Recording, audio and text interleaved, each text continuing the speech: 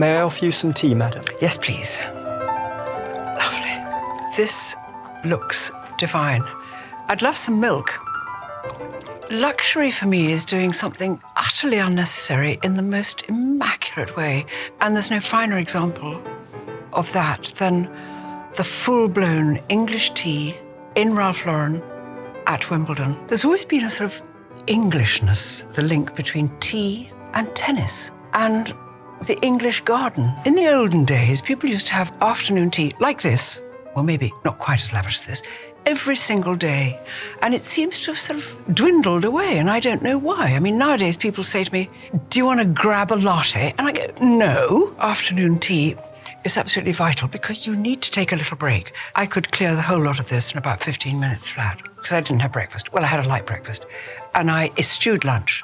Well, I didn't actually. I had a very slight lunch. I had an uncle who said that if you wanted to recharge yourself to get on with the rest of the day, he used to call it restringing your racket. I'm restringing my racket now. In tennis, this is how the scoring goes. Love, 15, 30, 40. See, there's no sense in it. And there's no real sense in a cucumber sandwich because on a scorching hot day, nobody really says, I'm absolutely exhausted and boiling. May I have a cucumber sandwich? He heard me, wasn't that enchanting?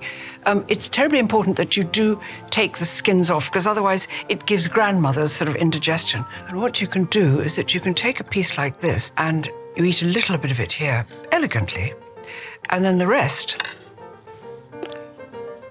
put in your bag and eat during a long tie break.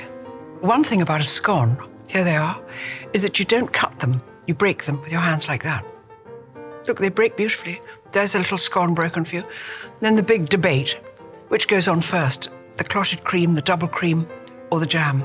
You know, sometimes when you think the players are looking up to their coaches, they're looking at me. We, sitting in the stands and watching them, are dressed up as though we're going to a garden party at Buckingham Palace.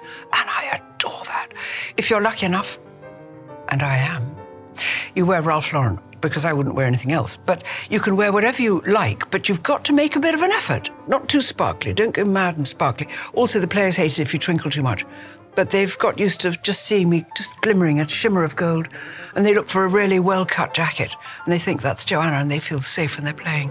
I just wear white because also I have that feeling that at some stage somebody will sprain their ankle. The match won't be able to continue, and I can stand up and they'll say, Joanna, will you stand in and play? May I have some strawberries, please? Thank you. Pimm's or champagne? Both, please. 'Tis Wimbledon, after all.